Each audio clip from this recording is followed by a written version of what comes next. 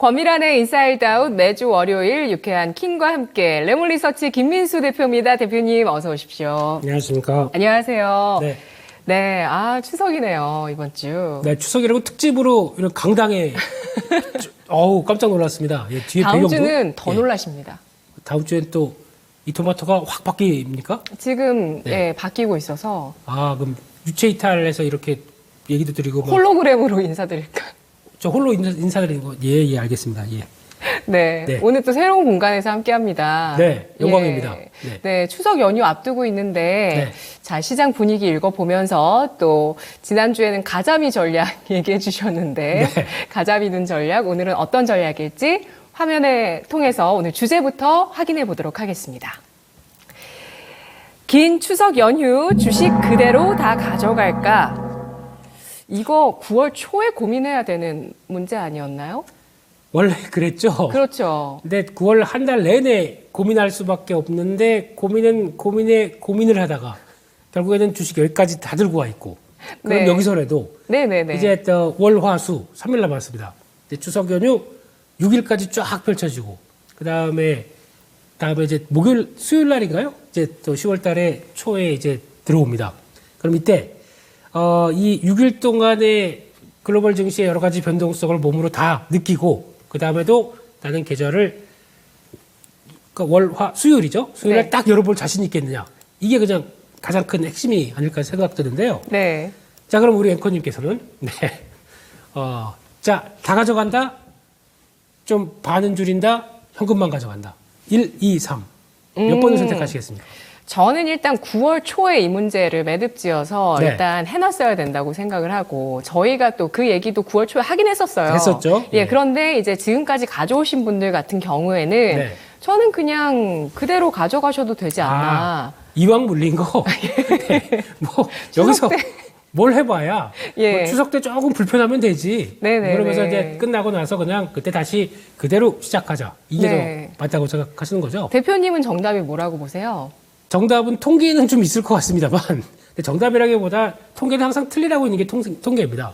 근데 보니까 항상 추석 그 전에 한 일주일 정도쯤까지가 제일 약했고 그 추석 전주에는 조금 강보합 끝나고 나니까 많이 올랐다. 이렇게 나오는 게 지난 10년간 네. 통계를 보니까 7회 정도가 그랬다고 하더라고요. 끝나면 올랐다라고 하는데 7회 중에 이번엔 8회가 될 것이냐. 7회는 다 없애고 다시 1회가 안 좋게 될 것이냐 네. 모르는 거죠. 네, 그렇게 되면은 저라면 또 저희 대명사 가자미 아닙니까? 그렇죠. 네. 그러면 눈치도 봐야 됩니다. 예. 네, 눈치도 봐야 되는데 시장이 이제 시작을 해서 그 사이에 이제 딱 이제 그 기간 동안에 보게 되면 일단 미국의 셧다운 관련된 쪽 얘기 나올 수 있겠죠. 근데 이건 정치적인 변수니까 뭐훅 밀리면 또 돌아올 거라고 생각합니다. 이거 들어오고 있고 거기다가 또 지금 같이 첨예하게 10년물 국채금리 막 또 4.5 넘어가나 마나 이러고 있는 상황들 또 유가도 이제 100달러 막 넘어가 안 넘어가 막 이러고 있는 상황들 이런 쪽에서 또 PC 지표 발표되겠죠. 거기다가 마이크론 테크놀로지 실적이 발표되는데 네. 그 다음 날 또 반영되겠죠.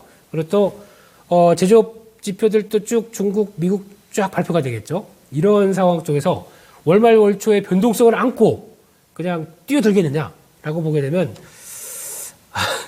다는 못할 것 같습니다.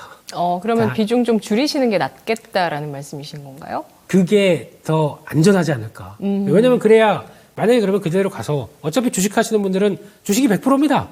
뭐 현금 비중 아이고 내가 무슨 그거 다 따지면서 했었으면은 내가 무슨 펀드 매니저야? 이렇게 얘기를 하실 수도 있겠지만은 네. 어차피 주식 다 100%인 그렇게 운용해 가는 상황 쪽에서 근데 만약에 대응할 게 없다. 그러면 주식 100%도 좋습니다. 그러면 끝나고 나서 뭐 추석 연휴 때 뭐 보너스 나온 거를 혹시나 또 주식에 들어갈 수 있는 현금 여유가 있다면 모르겠지만 지금 그런 것도 없고 그런 쪽에서 그냥 다 대응하게 된다면 만약에 혹시나 좀 출렁임이 나와서 그거를 또 추가 매수를 할 기회가 없어진다라고 하게 되면 그것 또한 손발 다 묶고 가는 거 아닐까요?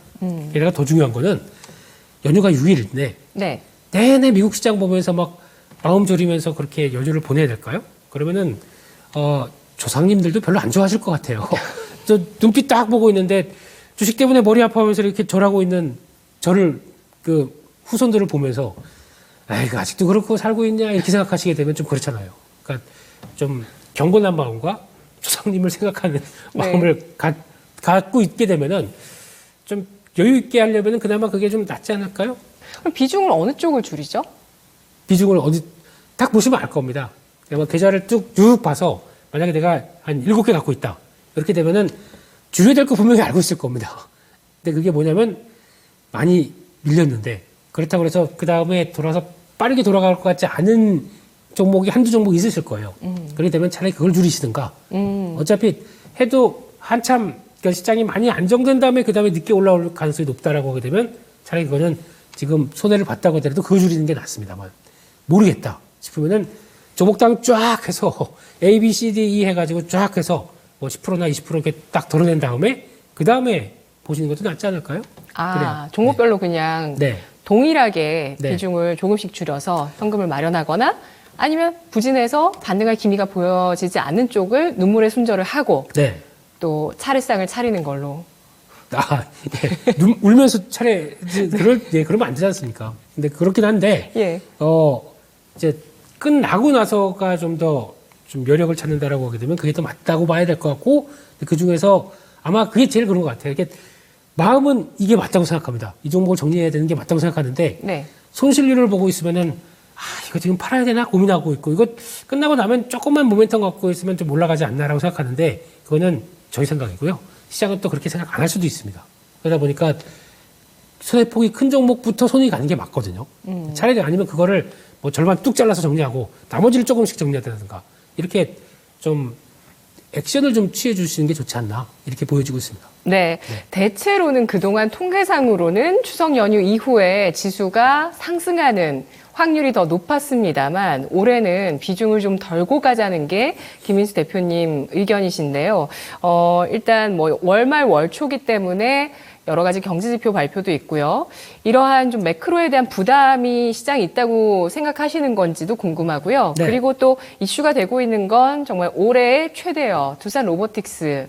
그렇습니다. 예, 여기에도 정말 많은 그 자금들이 달려가서 청약을 받으려고 들어갔습니다. 네. 이렇게 되면서 사실 뭐 지난주 후반에 뭐 이런 내용들 때문에 뭐 시장이 좀 한산한 모습을 보였거든요. 네. 계속해서 이런 부분들이 영향을 주고 저는 진짜 궁금한 게 두산 로보틱스 상장 날에 레인보우 로보틱스가 어떻게 될까? 네, 빠질 그것도 겁니다. 정말 궁금합니다. 두산 레인보우 로보틱스 모두 다 빠질 걸로 생각합니다.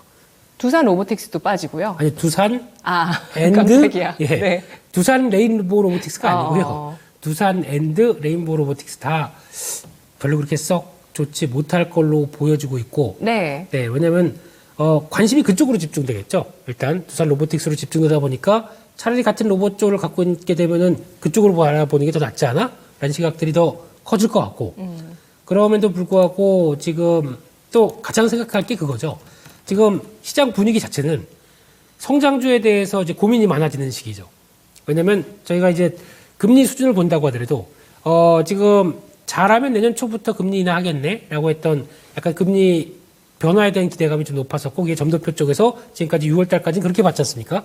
근데 이번 점도표를 딱 보니까 역시나 연준은 어우, 쎄. 이런 생각이 들다 보면, 그러면, 그러니까 지금 그쪽 아니면 한 상반기 중에 한 번 이제 금리 인하가 나올 걸로 보여줬었는데, 이게 이제 무참히 사라졌죠. 그러면 빨라봐야 내년 하반기 아니면 하반기 말 뭐 이런 식으로 좀 늦춰지다 보면 그동안 좀 바라봤던 성장주에 대한 밸류들이 아무래도 금리에 따라서 영향을 받을 수밖에 없겠죠. 그래서 11월 달은 금리 인상한다고 보십니까? 일단 여지는 남겨놨잖아요, 연내. 예. 한 차례 정도 여지는 남겨둔 상태죠. 제가 그럼 전달해 드릴게요. 연준 위원님들한테. 예, 우리 미란 앵커님은 이렇게 생각하신다 얘기를 해드릴게요. 아니, 예. 이번 FOMC에서 네. 점도표였나요? 그 한 차례 정도는 좀 가능성이 있겠던데요? 가능하죠. 네. 예, 가능하고 이제 한 내년까지를 바라봤을 때 한 4.6대 있던 게 한 0.5가 더 올라간 분위기로 본다. 5.1대까지로 중간값이 맞춰졌다고 하게 되면 그걸 보는 입장에서는 웬만해서 금리 건드리기가 좀 쉽지 않겠네. 그래가지고 하우 하이가 아니라 하우 롱으로 바뀌었지 않습니까? 네. 그러니까 긴 시간 동안에 금리가 그런 식으로 간다라고 하게 되면 그동안에 이제 약간 그래도 경쟁력 있는 그리고 또 요거만 지나고 나게 되면 성장 밸류 바로 끌어와서 그 금리단이 낮아졌을 때에 대한 밸류를 더 줄 수 있는 성장주들이 이제 약간 과거보다는 좀 못하게 되겠죠. 그리고 또 거기다가 좀 올라와 있다 보니까 그에 따른 부분들이 지금 시장에서 바라보는 현상들이 이렇게 나오지 않나라고 하게 되면 레인보우 로보틱스를 비롯해서 로보틱스 전반적으로 숫자가 나오지 못한다. 그러니까 전반적으로 다 밀렸다가 숫자가 나오는 게 확인되는 업체들은 좀 더 빨리 움직일 것 같고요. 근데 그게 아닌 쪽은 오히려 같이 좀 쳐져 있는데 중요한 것은 두산 로보틱스 같은 경우는 어떻게 볼까요? 만약에 청약하셨으면 그날 그냥 좀 더 보시겠습니까? 아니면 청약 안 하셨잖아요. 근데 느낌이 들어요. 우리 제가 요즘에 점도 치거든요. 네. 딱 안 하셨다. 제가 예. 지난주에 굉장히 바빴어요. 일주일 동안. 예. 그 여러 가지로. 네. 또 부동산 보셨을 거고 임장 가셨을 거고. 아니요. 심적으로도 지금 굉장히 예. 일주일 동안 좀 많이 좀 힘들었습니다. 예. 어떻게 그래서 청약할 정신이 없었어요. 아이고, 예. 네. 뭐 잘하셨습니다. 뭐 어차피 이만한 큰 돈을 움직이시는데 그거 작은 거 뭐 그렇게 왜 이런 루머를 또 퍼뜨리시나요? 근데 첫날에 아마 매도를 생각 많이 하시겠죠. 개장하자마자. 개장하고 분위기 보고 바로 하시는 게 나을 것 같아요. 제가 보기에는. 네, 그런 대체로 쪽에서. 그렇잖아요. 네. 근데 그래도 이날 이제 한 400% 정도 네. 수익 기대하시는 분들. 모르겠습니다. 그건 네. 제가 뭐라고 말씀을 못 드리겠고, 그걸 예측한다는 거 저 전 보는데 요즘에? 네, 그건 아닌데요. 네. 그럼에도 불구하고, 예. 한 뭐 100% 넘어갔다 싶으면은 저는 많이 받았다고 생각이 듭니다. 그렇게 되면은 거의 이제 똑같은 밸류를 레인보우 로보틱스와 같이 준다라고 하게 되면 비슷한 구조잖아요. 아직까지 매출액 크게 나오지 않고 적자 보고 있는 구조 쪽에서 앞으로 협동 로봇 쪽에서 뭘 끌어온다라는 쪽이다 보니까 그러면 이제 똑같이 반영하게 되면 레인보우 로보틱스 지금 현재 한 3조 넘어가는 밸류. 그러니까 지금 두산 로보틱스도 1조 6,900억에 한 100% 정도면 3조 한 중반대쯤 되는 거. 이러면 거의 비슷하게 되겠다는 쪽에서 100% 정도면 저는 일단은 살짝 목이 차지 않았나. 그리고 이번 FOMC에서 이런 금리 전망, 점도표 전망들이 이런 성장주 그리고 IPO 종목들의 어떤 기대치를 좀 낮추는 요인이 확실히 됐다 이렇게 판단하시네요. 네, 그리고 그게 이제 미국 시장에서도 빅테크 기업들이 최근에 조금 흔들리는 기조라고도 봐야 될 것 같고 더 문제는 대한민국 증시에 대한 또 하나의 문제죠. 쉽게 말씀드리면 두산 로보틱스 들어가느라고 지금 이게 주목 청약도 안 됩니다. 기관들 쪽으로도 마찬가지고 그러다 보니까 이번에 어떤 일이 발생했냐면 그냥 자금들이 몰리는데 얼만큼 몰리나 봤더니 33조가 몰립니다, 여기에. 네. 이렇다는 얘기는 시중에 돈은 많은데 거기다가 관심이 높다 보니까 그쪽으로 진행되면서 결국에는 그 1조대 대여가 들어왔었을 때 시장 분위기. 지금같이 지난 9월 달 중반 때 이것도 한 몫을 했다고 봐야 되겠죠. 그러면 거기다가 또 하반기 때 서울보증보험 있을 거고 에코프로 머티리얼즈도 연내라고 얘기를 하고 있죠. 근데 에코프로 왜 이럽니까? 그건 저한테 물어보시면 아무래도 지금 나오고 있는 여러 가지 2차전지 관련된 쪽에 대한 부진함들, 실적 변화들 또 이게 주말 사이에 나왔던 얘기들 다 보게 되면 오히려 목표가를 그러니까 LG화학부터 그러니까 물론 LG화학 같은 경우는 또 모로코인가요? 거기 가서 또 저구체 관련된 공장 그래서 또 권리 판단 얘기 나오면서 좀 기대감은 좀 높긴 하겠는데 또 LFP 계열입니다. 그러다 보니까 이쪽도 하는구나라고 기대감이 높겠는데 당장 지금 보게 되면 3분기 실적에 대한 기대감이 더 낮춰지고 있어요. 그러니까 지금 봤을 때 LG 에너지 솔루션 같은 경우도 그리고 또 전구체가 그럴 정도라고 하게 되면 양극재 관련된 쪽이 오히려 실적 베이스가 작년 동기에는 40% 가까이도 하락할 것이다. 이렇게 나오고 있기 시작합니다. 그런 쪽이다 보니까 아무래도 매출은 살짝 늘어도 지금 영업이익은 그걸 못 따라갈 거다라는 얘기가 나오다 보니까 이런 쪽이 아무래도 부담으로 간다고 보여지고 있는데 아마 그렇게 되면은 실적 발표할 때 무렵이 거의 단기 바닥권이 아닐까라는 생각을 하고 있습니다. 그런 쪽에서 일단 이번에 또 에코프로 같은 경우는 단기 반등 시도하다가 좀 꺾였잖아요. 거기 중요한 가격이거든요. 한 98만 원대 100만 원은 못 되고 98만 원이 제일 중요한 가격입니다. 지금 지지하고 있습니까? 시도 2번 했다가 빠지고 있어요. 91만 3천 원이네요. 그러니까 그런 중요한 가격대도 거기를 회복해야 된다고요? 그렇죠. 근데 좀 어려워 보이더라고요. 근데 흐름이. 최근에 확 그러면 그거 가려면 좀 강하게 가야 되는데 저항이 확실하더라고요. 그러니까요. 그러니까 그게 그러다 보니까 일단 지금 뭐 저가 매수가 들어온다고 하더라도 막히는 거 보고는 약간 또 장기 차익 실현하는 정도로만 밖에 몰 수 없는 상황들이겠죠. 그러니까 제일 중요한 거는 실적 변화 관련된 쪽에 대해서 흐름들이 나오기 시작을 해야 어느 정도 안정을 받을 텐데 네네. 지금 기준은 3분기는 부진, 4분기는 그보다 낫지 않을까 하고 예. 되면 그런 때가 이제 실적 발표 때쯤을 어떤 포인트로 보셔야 되지 않나. 근데 지금은 약간 추가 하락을 좀 염두를 해야 될 것 같습니다. 네. 그럼 LG화학 실적은 어떻게 보시나요? LG화학이 모로코의 LFP 양극재 공장을 지으면서 인도네시아의 니켈 재련 공장과 전구체 공장을 설립한다고 합니다. 네. 네, LG화학은 실적 기대하세요? 별로 못하겠죠. 왜냐면 LG화학 같은 경우는 일단 LG화학이 2분기 때 그 컨콜에서 밝힌 게 양극재 판가 하락하면서 20%는 줄일 수 있다. 이게 한 축이죠. 그러니까 실적의 한 40%가 좀 넘게가 그 2차 전지 관련된 또 소재 쪽, 나머지는 석유화학 쪽. 둘 다 안 좋아요, 지금요. 근데 석유화학 쪽은 좀 개선되지 않나라고 싶었는데 그거보다는 좀 어려운 쪽으로 계속 얘기 나오다 보니까 이게 같이 복합적으로 나오는 거죠. 근데 지금 제가 보기에는 55만 원대 밑에서는 메리트는 있습니다. 가격 메리트는 있고 네. 오히려 석유화학 쪽만 돌다고 하더라도 충분히 반영은 할 수 있거든요. 근데 그게 아직은 찾아가는 과정이 아닌가 싶어서 지금부터는 얼만큼 더 가격 메리트가 나오느냐 이거 봐야 될 시점인 것 같은데 확인되면 빨리는 움직일 수 있다고 쳐도 지금 이제 심리적인 게 이 2차 전지 관련된 소재 쪽이겠죠. 이게 아직 제대로 자리를 못 잡았다. 이렇게 봐야 될 것 같습니다. 네, 알겠습니다. 오늘 아침에 증권가의 의견을 제가 오프닝 때 종합을 해드렸는데 증권가에서는 일단 어쨌든 지수가 어떤 기술적인 주요 지지라인까지 하락을 했다라는 그 자체에 대해서 일단 시장에 대해서 너무 무서워할 필요는 없다라고 얘기를 하면서 그 수출에 대해서는 좀 이견이 많습니다. 개선이 될지 말지에 대해서는 이견이 많지만 그래도 3분기에 실적이 개선될 수 있을 만한 쪽에서는 주가에 이제 좀 저점에서 좋은 반응이 있을 것이다. 이런 얘기들이 있었는데요. 김민수 대표님은 현재 뭐 매크로에 대한 부담도 있고 금리에 대한 부담도 있고 네. 여기에 또 3분기 실적 발표에서 특히 배터리를 중심으로 해서 리튬 가격 하락 등등 이런 것들로 인해서 좀 실적이 뒷받침되지 않으면서 힘이 빠질 수 있는 가능성까지 우려를 해주셨는데요. 그렇다면 증권사들이 네. 다 좋게 보는 게 제일 큰 악재입니다. 안 좋게 보는 쪽도 있었어요, 지난주에. 네. 차라리 그런 걸 오히려 이렇게 반반씩 나올 때가 주가가 반등이 들어오더라고요. 아, 네. 한 뭐 13개 증권사에서 12개가 좋게 보고 1개 안 좋게 본다. 이거는 별로 좋은 신호는 아닙니다. 네. 네. 좋은 팁이고요. 네. 배당주와 가치주 네. 어떻게 봐야 될까요? 지금이라도 사야 된다라는 의견이 있고요. 네. 아니다, 지금은 늦었다라는 의견도 있습니다. 네. 저희가 보통 가치주, 배당주 이쪽을 보려면 가장 많이 보는 게 은행, 금융, 보험 이쪽이 한 축이고 통신 쪽 이쪽이 두 축이고 이쪽 요즘 보면은 이렇게 보고 있으면은 이제 조금씩 쫙 하고 올라가다 보니까 어허 이것 봐라 라고 해서 이제 지금이라도 살까? 라고 하는 경향들이 높아지는 시점이죠.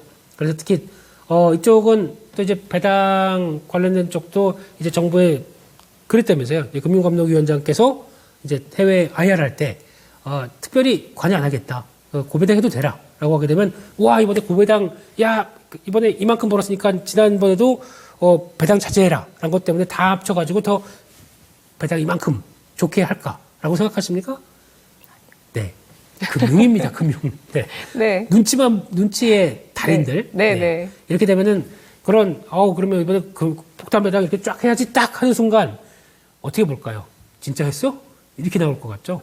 예. 네. 그렇게 되면 제가 보기에는 배당 관련된 이런 쪽 모멘텀보다 싸고 뭐 자산 대비 실적 대비 뭐든지 싸고 다 괜찮다고 봐도 이런 쪽의 가장 큰 패턴은 정책적으로 입김이 나오기 시작하게 되면 조금 좀 어려워질 수 있는 거. 그리고 또 내일인가요? 내일 같은 경우 또 금융 안정회의가 또 열립니다. 핵심이 그거죠.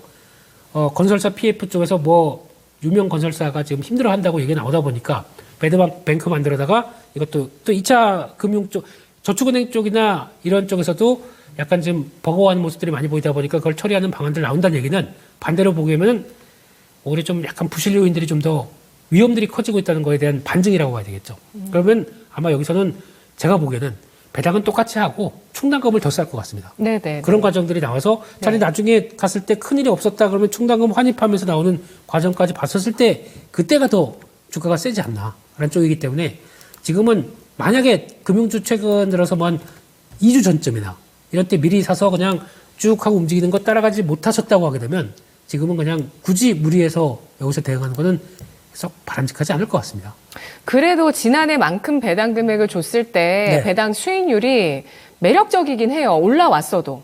그렇죠. 예, 주가가 올라왔어도 뭐 하나금융지주 같은 경우도 7.55% 기록하고 있고요. 우리금융 보세요.